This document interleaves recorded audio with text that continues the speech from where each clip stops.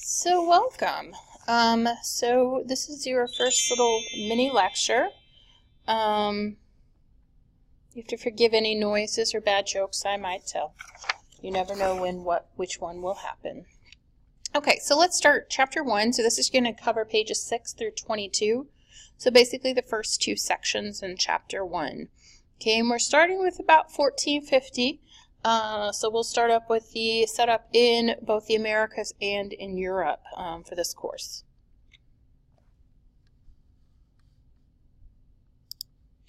Okay, so this right here is the village of Sikatan, 1585, and you can see the illustration, and it really it shows kind of how the Algonquins are living.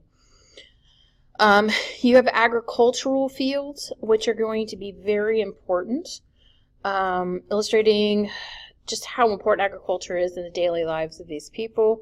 You can see that in the on the right side, largely. Fields are interspersed with buildings and other structures that aren't set apart, and you have hunters depicted in the left upper left corner, but they're much less prominently featured than the farm fields. So the way they're going to get most of their food and whatnot is going to be through agriculture. Oh, they do have hunters. They do have people that will go out and kill meat and things like that. But they are doing a lot of farming.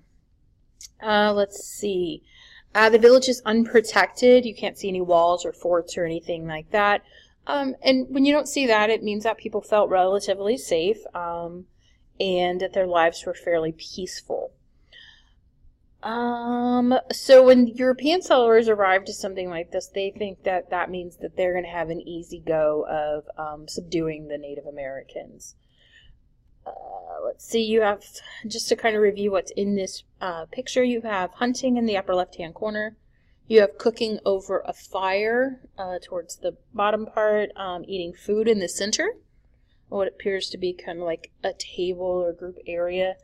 Villagers participating in ceremonial or celebratory dance in the lower right-hand corner. So, the village of Sikatan in 1585. So that's going to be over here in the Americas. All right. So our first Americans, and I will tell you this again and again over the course of the school year, all of us are immigrants. Every single one of us have an immigrant history. Even our so-called Native Americans have an immigrant history. Life did not start here. It started over in Asia, Africa, etc., and people migrated this direction. So your first wave of Americans are going to come from Asia during the last ice age. So it's going to be somewhere between 13,000 and 3,000 BC. So it'd be about a little over 5,000 years ago or more. Over a 100-mile bridge that connected Siberia and Alaska is how they traveled. And you can see on the map right there, the land bridge opened from 25,000 to 12,000 BC, making it very easy to kind of make that trip in comparison to today where that is not in existence. Subsequent movements are going to bring people who would be ancestors to the Navajos, the Apaches, and the Eskimos. You have largely at this point hunters and gatherers. Hopefully you know from world history what that means. That means they gathered berries and different native species in the areas, and they hunted game and animals. So migrants dispersed through the American continents from north to south, hunting and gathering available resources. They create dense populations in central Mexico, so where you have the Aztecs and things like that, it's a very dense population. However, in North America, it's not as densely populated, but it does spread westward. So you don't have a lot of native societies that are up in the Illinois area, for instance. But you have a lot that are going to be on the East Coast. You have a lot that are going to be on the West Coast, and then towards the Gulf Coast as well. Let's see. Around 6,000 BC, Mesoamericans are going to begin to cultivate maize, which is like corn. And people in the Andes region are going to breed potatoes. Agricultural surpluses promote population growth and provide the foundation for wealthy urban societies. So you can see this map right here. It shows you all the migration and whatnot. And this is in your textbook. So you can always check that out a little more closely. Okay, so going down to Central America. Your two big groups are going to be the Aztecs and the Incas. So in 1325, they built the city of Tenochtitlan. I never can pronounce that word. There's even pronunciation guide, and I still can't get it. Tenochtitlan.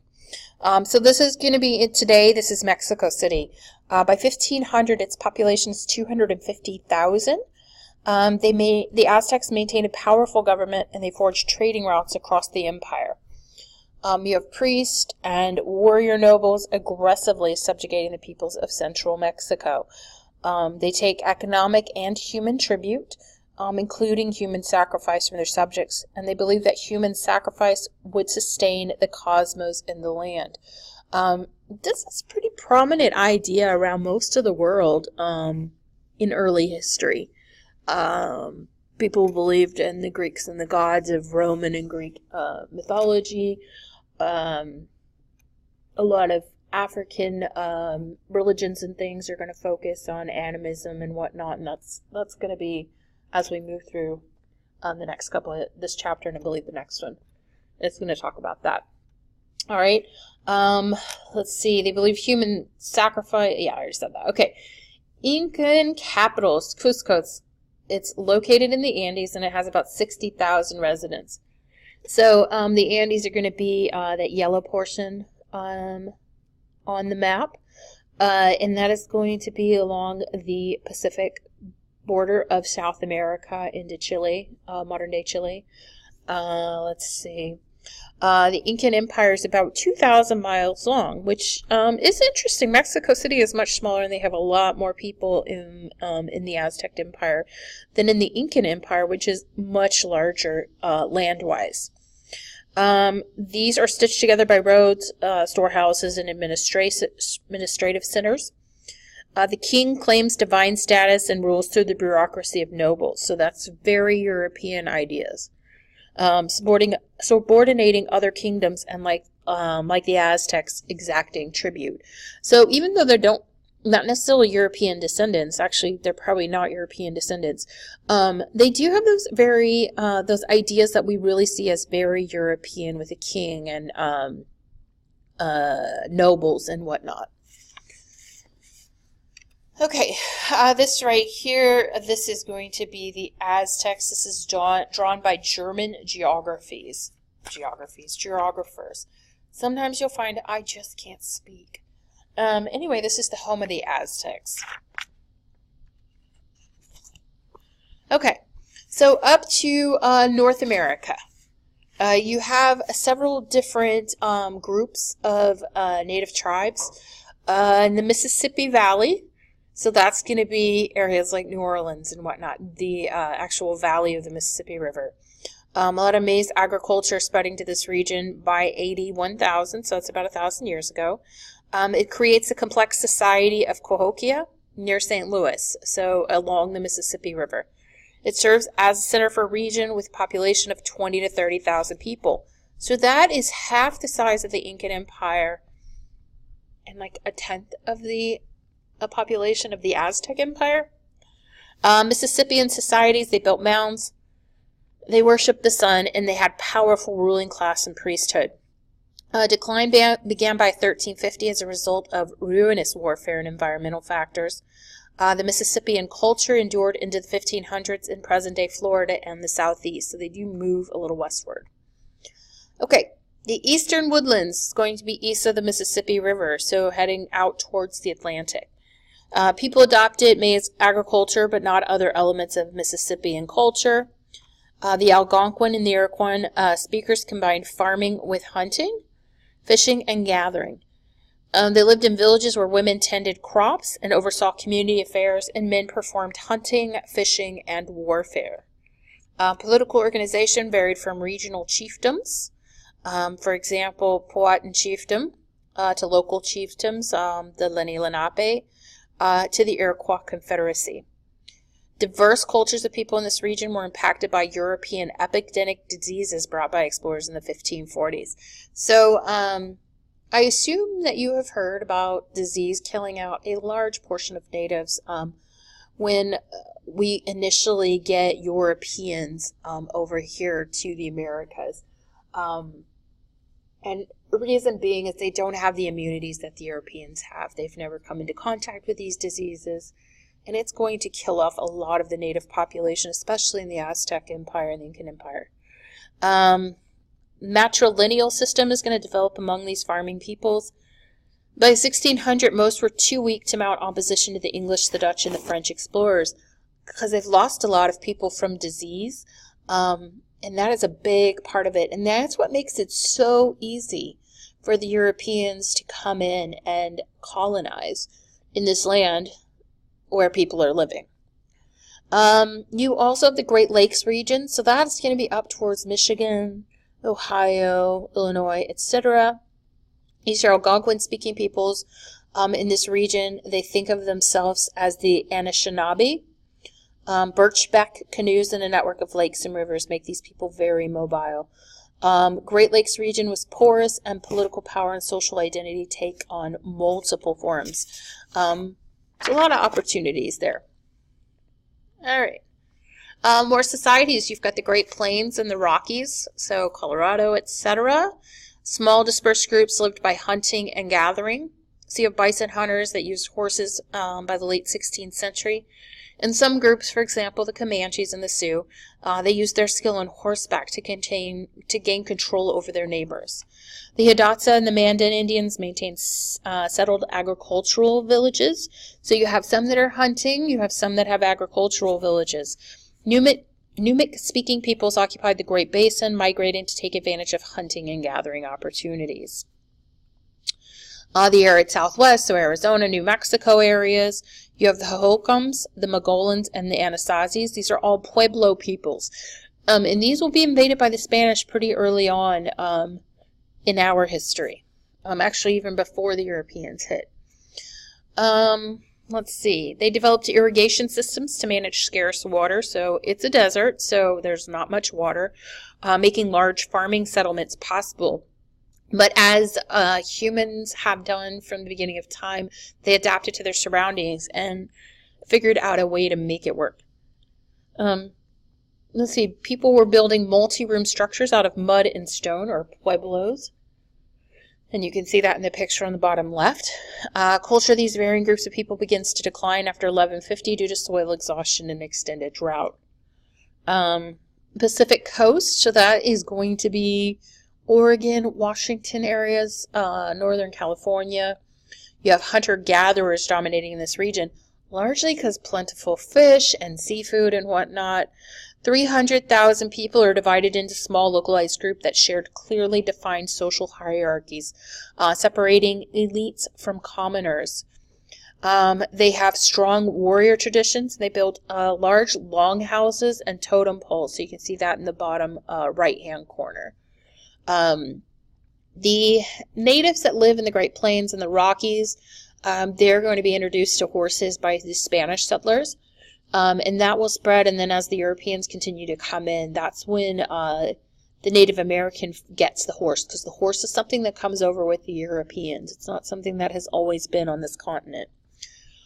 Let's see. So this kind of shows you your dominant economic activities. So all of your purple are going to be very agriculturally based societies.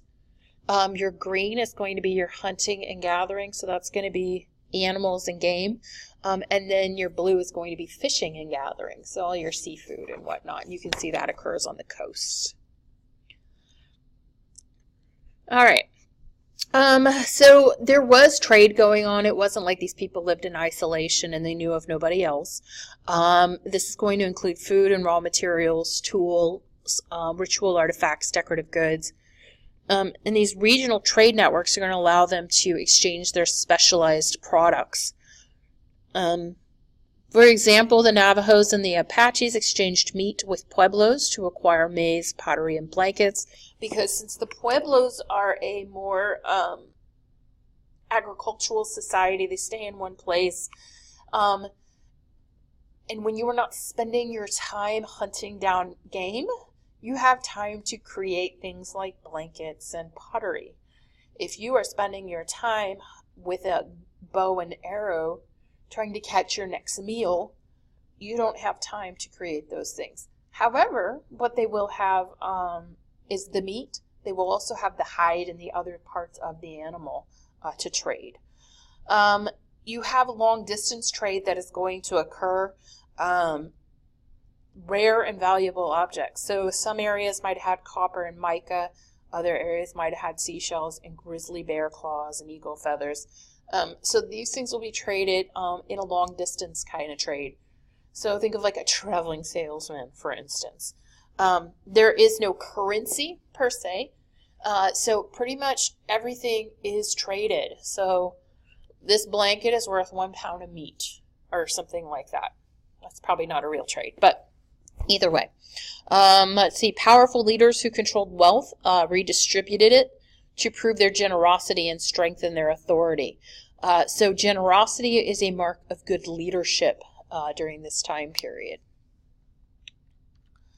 All right, so animism.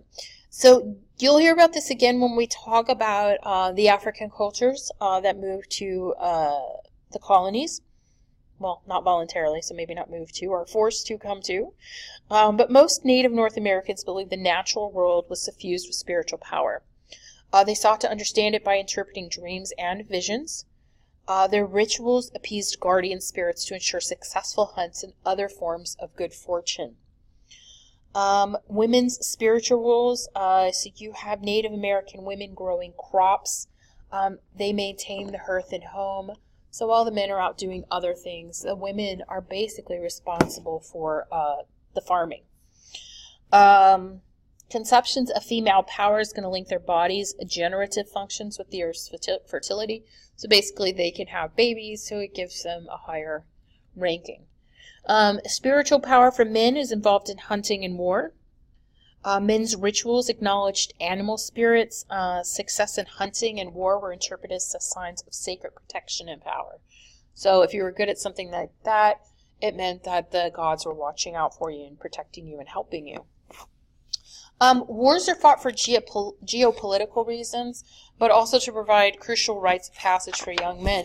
So how do you know you have a warrior? Well, you have to train your warrior. And how do you train your warrior? But through war. So there would be set up kind of battles and things to train warriors. All right. So going over to Europe, what are things looking like over there?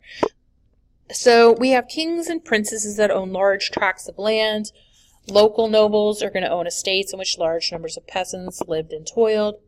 They hold both military and political power through legislative institutions. For example, French Parliament, the English House of Lords. The established institution of nobility, church, and village provided a sense of security despite tremendous class differences, violence, and instability.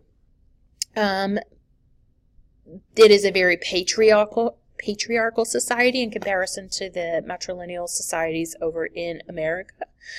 Very patrilineal, though. Households were headed by males, no matter the economic class of the family. Christian teachings justified the man's position. Upon the husband's death, women received a dower, so basically they had some money to live off of.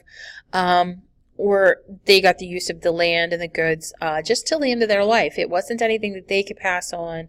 All inheritances went to men. Your eldest son was very important during this time, and not having a son was a terrible thing.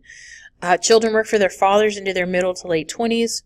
Fathers chose spouses for their children based on wealth and status, so what was a good match. Fathers bestowed land to the eldest son. This is known as primogeniture. It left many men landless and poor. Position of the eldest son meant that many men and women had no individual identity or personal freedom because they had no land. So if all the land goes to the eldest son and there's 7 more children, what do? If they're a male, they have to go find a trade or find something else to do because they don't have the land that their older brother has. If they're female, they have to marry so that they can have a house and things like that. Otherwise, they live with the eldest brother, they live with the parents. So it was not an opportunity to go out and live on their own. Okay, people who lived in small agricultural villages are often going to be considered peasants. They farmed cooperatively. They don't actually own any land. They are serfs, basically, on manorial lands. They have tillage rights in exchange for labor on the lord's estate. So basically, they have a little plot of land they can grow their own stuff on, but their main job is to grow for the landowner. Output produced surpluses that fed a local market economy. Farming cycle is, of course, dictated by the seasons and the weather. Spring and fall being the busiest seasons. As far as a peasant's life goes, during this time period, once a peasant, always a peasant. And this is why later on America is going to be so attractive. It's going to give them the opportunities they did not have in Europe. As a peasant, they constantly labored with primitive tools. The output was very small in comparison to today. About 1/12 of yields of today's farmers. They're malnourished. The malnourished mothers fed babies sparingly, only when they could. Boys were preferred to girls. So if you couldn't feed your child, you might abandon them, you might kill them. There was a lot of things. Half of peasant children died before the age of 21. They were victims of disease and malnourishment. They had strong ties to religion as a result of this hardship in their daily lives. It gave them some comfort. So you can see your conceptions and your deaths related to planting seasons. So your highest number of births is going to be in the early summer because conception is occurring largely in this winter time. And your largest number of deaths is going to occur at the end of the summer when things are hot and they get hard and difficult, and you have mosquitoes and things like that that are transmitting diseases, such as dysentery, for instance. So it makes summertime, if you're actually living during it, the most healthy time of the year. All right. You have a lot of trade networks going on as well as you move to more southern Europe. In the first millennium, Europe is extremely backward, and you have Arab scholars in the Mediterranean basin preserving the achievements of the Greeks and Romans in medicine. Philosophy, mathematics, astronomy, geography. And many of these Roman and Greek philosophers are still people that are studied today fairly heavily. Arab merchants are going to control trade in the Mediterranean, Africa, and the Near East. They had access to spices, silks, compasses, water-powered mills, and mechanical clocks. So you do have the spice trade route that's going across China, but you also have boats, and they're trading via boat. The Italian Renaissance is going to begin in the 12th century. Italian merchants pushing into Arab-dominated trade routes, and they're going to carry Asian luxuries into these European markets. Commerce created wealthy merchants, bankers, and manufacturers who expanded trade. Wealthy Italian elites governed city-states as republics. They celebrated civic humanism and sponsored artists, including Michelangelo, Leonardo da Vinci, and others, and who we might know today as the Teenage Mutant Ninja Turtles, all Renaissance painters. Let's see. Italy's economic and cultural revolution spread slowly to northern and western Europe. It trades in wool, timber, furs, wheat, and rye, honey, wax, and amber. And the rise of commerce is going to favor kings over nobility. They establish courts and bureaucracies that allow them to centralize power. So this is going to be Venice in 1496. It is one of the world's greatest trading centers in the 15th century. Today, it's very well known for its fashion and things like that. You get your Venice boats. It's like the city on water. Kind of crazy, but huge trading center in the 1400s. All right, let's see. Your oldest European religions are going to be animistic.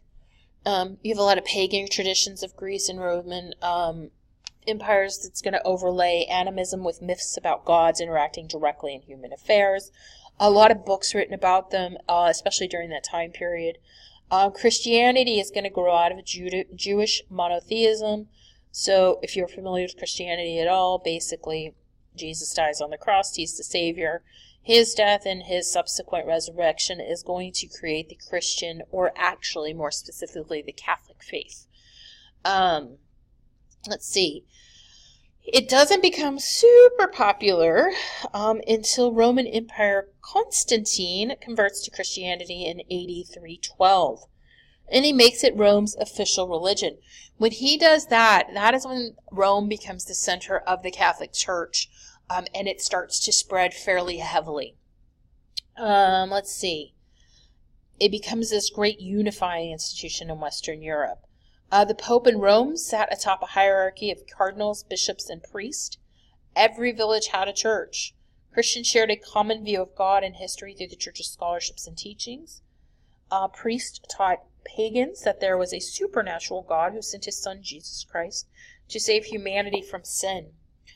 Pagan festivals were transformed into religious holidays and services. People offered prayers to Christ instead of ritual offerings to nature. Church also taught that Satan was a lesser and wicked supernatural being who constantly challenged God by tempting the people to sin. You had the spread of heresies, basically teachings that are inconsistent with the church, by prophets, and this is seen as the work of Satan.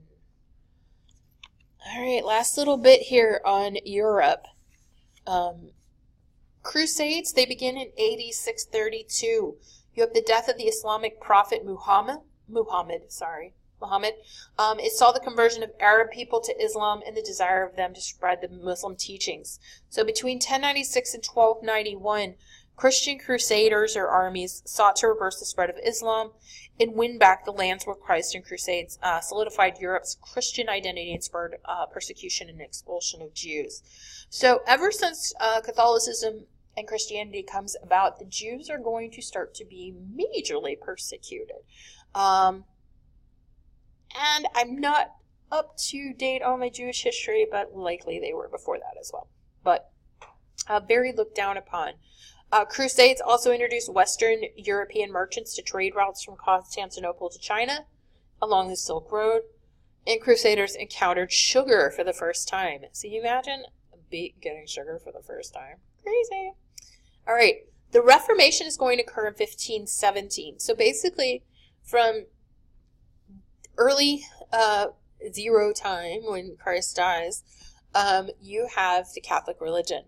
And it proceeds on as the major dominating religion in Europe in the up until the 1500s. And they did things like controlled people's lives, told people they had to pay to get into heaven, things like that. And so there's a guy, a German monk, his name is Martin Luther, and he writes his 95 Thesis, which is going to condemn this corruption in the Roman Catholic Church. And he calls for Christians to look to the Bible, not the clergy, for spiritual authority. So many people at this time, they don't read, and they don't necessarily read the Bible for sure. It's not written in their native languages.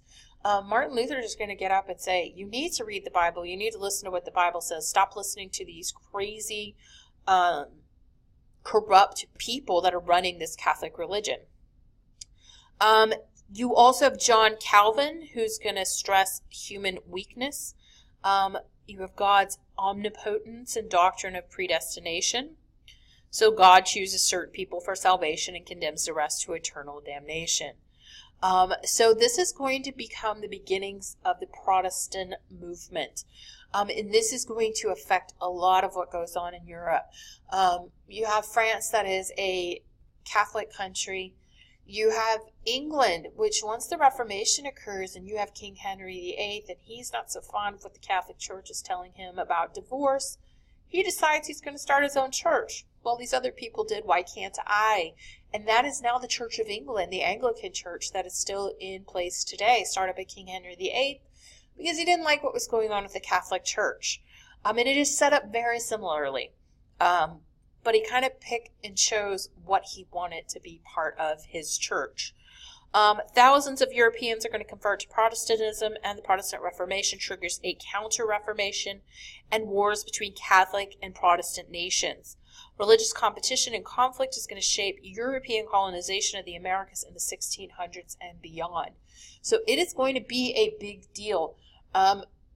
the French monarchy, which is Catholic, is going to have a devil of a time keeping their control over the Protestant, who are causing all kinds of problems. When King Henry VIII converts himself and converts the nation of England, they're going to start kicking Catholics out, and they're going to start really dominating the Catholics in England. Scotland is going to have some issues. They are led by a Catholic leader, Queen Mary, and she doesn't want to convert. She wants to do what's best for her country. And there's going to be a lot of Protestant uproars and whatnot, and this is going to cause a lot of death and destruction. So that is what I have today, getting us through Europe. The next one is going to talk more about the slave trade that's going to begin. So there you go. This one's a little long, so in the future they will be a lot shorter. But since this is the first 2 chapters and there's no outlines, this is basically kind of just to get us started. So I hope you have a great day. Bye.